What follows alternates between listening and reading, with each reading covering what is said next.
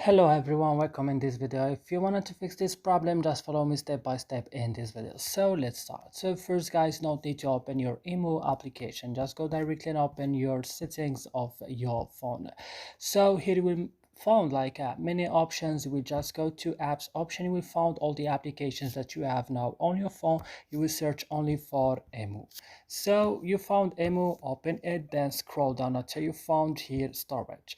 But here guys, be careful, don't click on clear data because it will delete all your data. Click just on clear cache as you see here on the bottom of the screen. Then you have to back and click also on force stop in the bottom of the screen.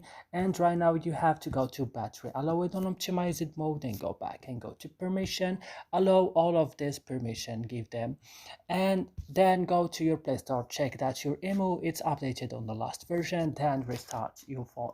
So that's it in this video guys. I hope it's useful for you. Don't forget to like, subscribe in our channel. See you in another video.